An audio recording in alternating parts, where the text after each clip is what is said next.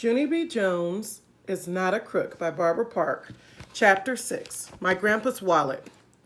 I kept my pen in my pocket the whole rest of the day. I didn't want people to see it, or else they might tattletale to Mrs., and she would make me take it to the lost and found. I behaved myself very good, because I didn't want to attract attention, that's why. I kept my hand in my pocket so my pen would not fall out. Also, I kept thinking about my mittens, because I still miss those furry guys. I put my head down on my table. Maybe my grandpa, Miller, might buy me some more furry mittens, I whispered, because that would be a perfect solution, I think. I raised up my head. Yay, hey, yeah. Then I would have wonderful new mittens plus a wonderful new pen. So what more can a girl ask for? That's what I'd like to know. I sat up in my chair and tapped on Lucille. Guess what, Lucille? Maybe my grandpa, Frank Miller, might buy me some new mittens, and then all my troubles would be over. Lucille said, whoop-de-doo for me. I know it is a whoop-de-doo, I said, real thrilled. And so thank you for support. After school, me and my best friend named Grace rode the bus together. I run home from my corner like a speedy bullet. My grandpa Frank Miller was babysitting my brother named Ollie. Grandpa Frank Miller! Grandpa Frank Miller! We gotta go to the mitten store. We gotta go to the mitten store, I hollered real loud.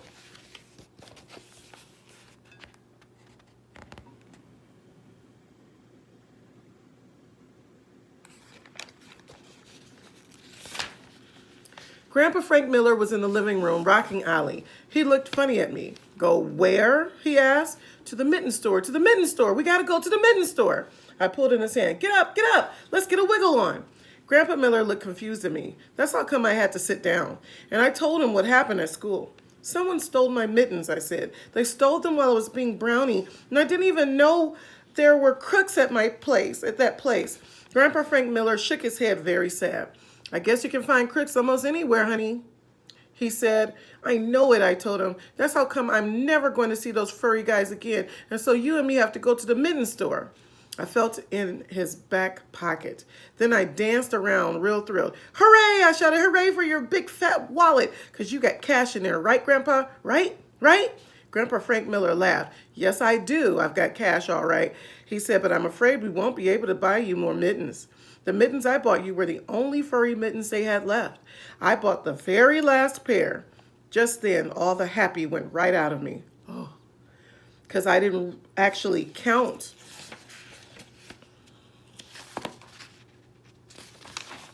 on this terrible development.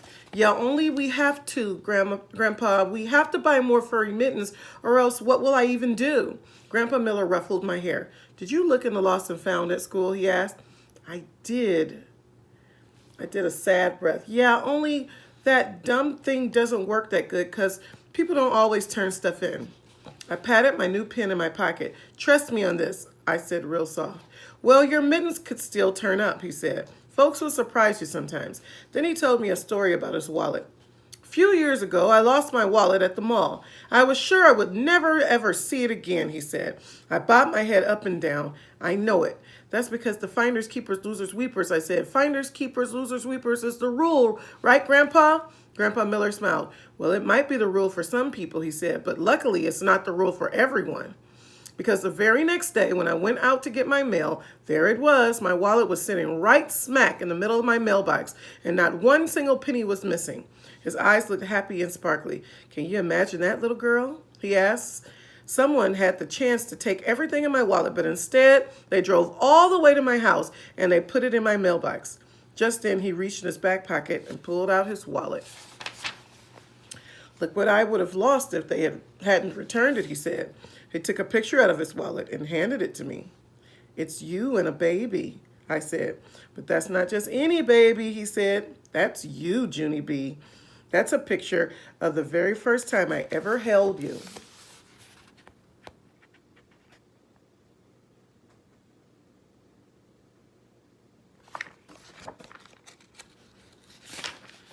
He took the picture back and stared at it.